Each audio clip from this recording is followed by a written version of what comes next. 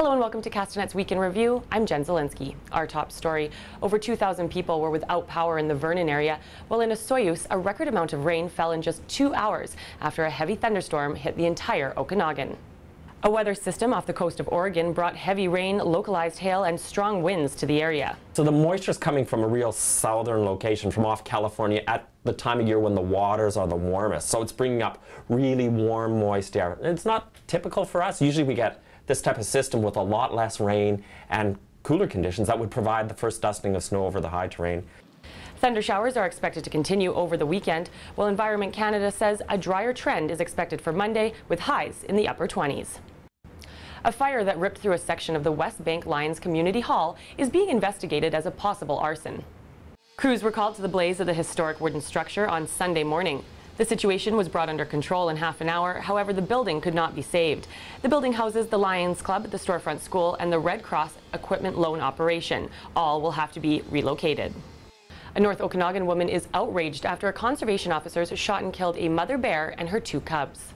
The bears were reported to have been in a creek eating salmon right before Gale Teen Camp heard gunshots. I was devastated. I was absolutely devastated. We purchased here for a reason, because we are in a wildlife corridor. And it's an honor to be living where there's wildlife, but there's also a responsibility. Conservation says they made the decision to shoot the bears after weighing in several factors, including there were 2 schools nearby and the animals reportedly killed turkeys and were chasing newborn calves on a neighbor's farm. A Kelowna man is lucky to be alive after driving his vehicle off a cliff and down a 500-foot embankment in the McCullough area.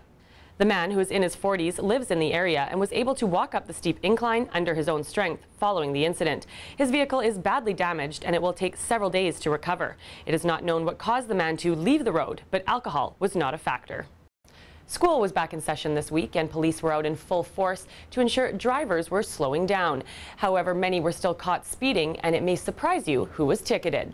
Parents appear to be the worst offenders for speeding in school zones. Traffic safety officers claim 70% of the tickets issued were to those dropping off and picking up their children. At first, yes, I was quite surprised because they're concerned about their children's safety. So wouldn't they be concerned about everybody else's? On the first day back at Casorso Elementary, 1 parent was ticketed for a speeding and a parking infraction, while 2 others were handed warnings. The Regional District Dog Control is looking for the owner of a dog who was hit by a car and left bleeding in a backyard on Hine Road in Rutland. The dog they are calling Buddy is badly injured and will need surgery. The male poodle is not microchipped or tattooed. If you recognize or have any information regarding the dog, please call the Regional District Dog Control at 250-979-0925.